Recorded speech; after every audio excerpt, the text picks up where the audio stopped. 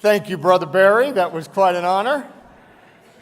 Boy, you've already heard from a John Barry tonight, so this is, we've really cornered the market here in Chicago. It is such an honor for me to be here with you tonight. My partner of 16 years, who was born in Honolulu, but went to school in Northwestern and got his degree there, fell in love with this city, as I have as well.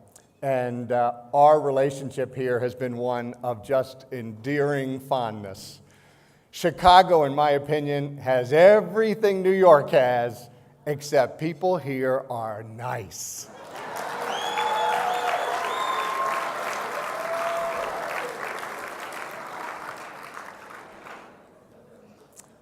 On a more serious note, 2 years before I was born, in 1957, Dr. Frank Kameny, a veteran of World War II who fought his way foxhole to foxhole in Europe in Patton's army, who came home and earned his PhD in astronomy from Harvard, was fired from his federal job solely because he was gay.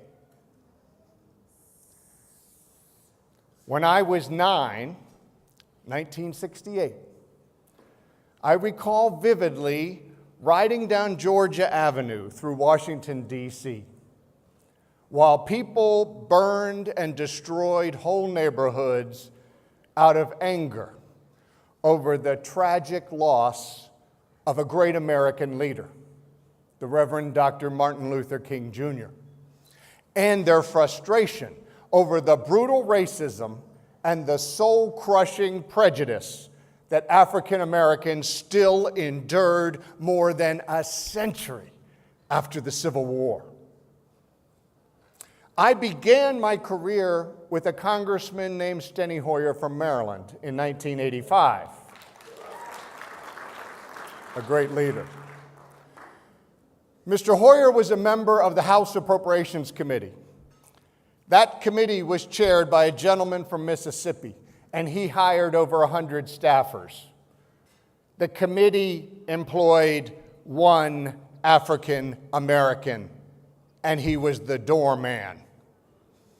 This was 1985, not 55. I never dreamed that January 20th, 2009 would have happened in my lifetime. But thank God America has a way of surprising you.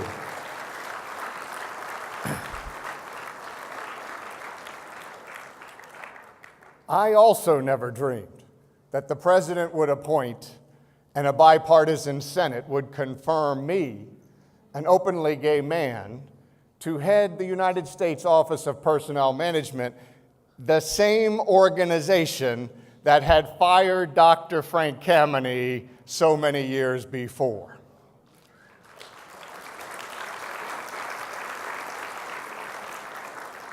It became real to me in 2009 when I had the great honor of awarding Dr. Kameny both a formal apology and our agency's highest honor for his defense of the simple principle that in America you should be judged by one thing only: how well you do the job, and nothing else.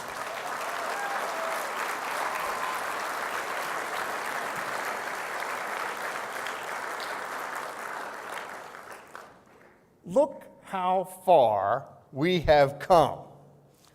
4 years ago, we could only marry in Massachusetts.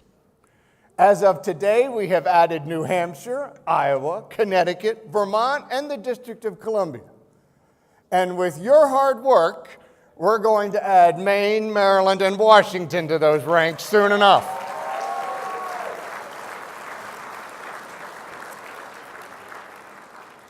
And today, we thankfully have a president who personally supports full marriage equality.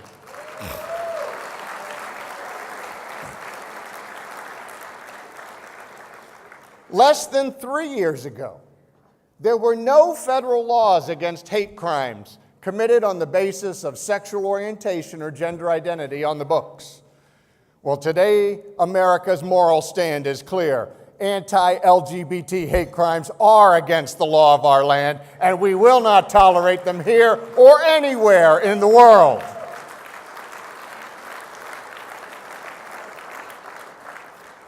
Less than 3 years ago, those living with AIDS or other pre-existing conditions could not find health insurance in our land. And now, because of Obamacare, their access to health care is guaranteed. And hospitals cannot any longer keep us from our partners' and spouses' sides.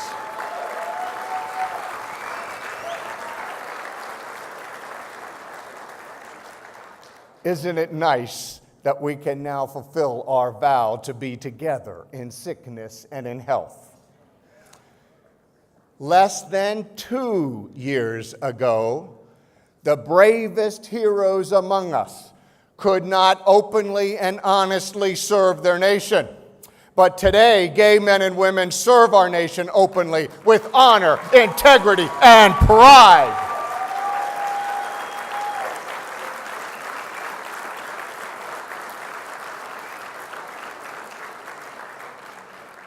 As our Commander-in-Chief, President Obama, said when he signed the repeal of Don't Ask, Don't Tell, he said, quote, "No longer will many thousands more be asked to live a lie in order to serve the country they love."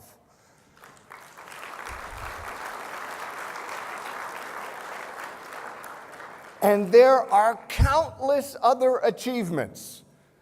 The HIV entry ban lifted, sexual orientation and gender identity protections in HUD programs, LGBT youth homelessness support, transgender protections in federal employment, addressing bullying in schools, LGBT elder health programs. And I could go on because it is a list crafted and created by a president who has appointed a record number of LGBT appointees, including on the bench of our federal judiciary, adding to that list every day.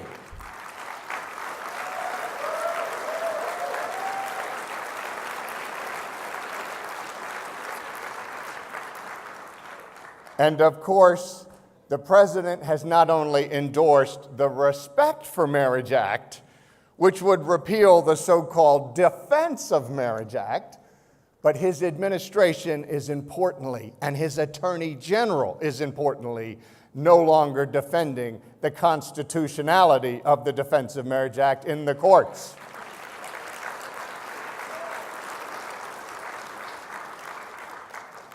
Now, these are all steps that have real impacts on real lives. One thing I can promise you, this president and his administration are making life better for all Americans, not just our community, all Americans every day. And our president gets our community, and he has given us change that sticks.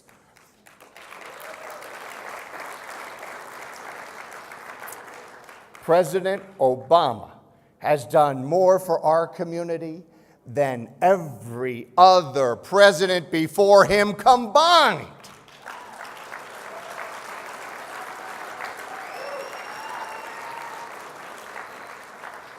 Now, I don't think I need to remind you that there are those out there who would not call this progress.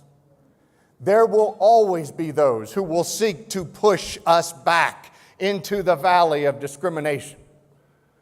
Now, the first line of defense in our human rights, as we all know in the American system, is the ballot box. Votes matter. But 2 wolves and a sheep can't vote on what's for dinner.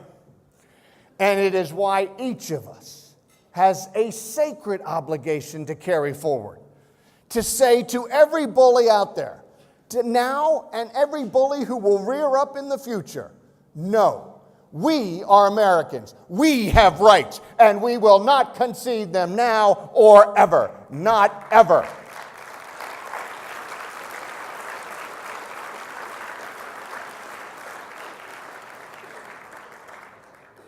Make no mistake, this journey is not over, and we have steep hills yet to climb, and injustices still to conquer.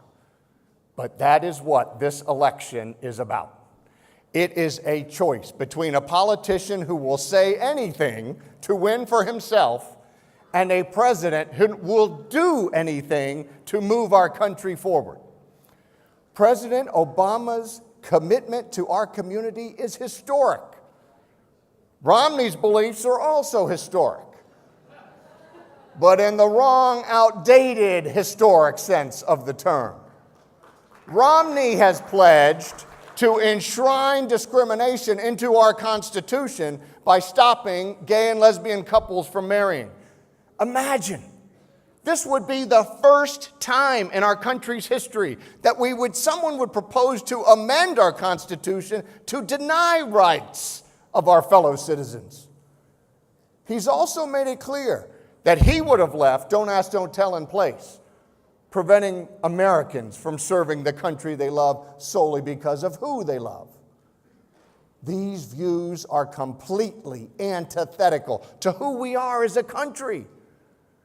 So when you step into the voting booth, think about who you want taking that oath and stepping into the Oval Office. Whose values, character, and judgment do you want making our decisions for the future? You've got to remember, change comes because we keep at it and we guard it. Sometimes it comes like lightning. Sometimes it comes like the dawn, with no clear line between dark history and a brighter future. But I can tell you this, it comes because we dedicate our lives to a cause that is bigger than ourselves.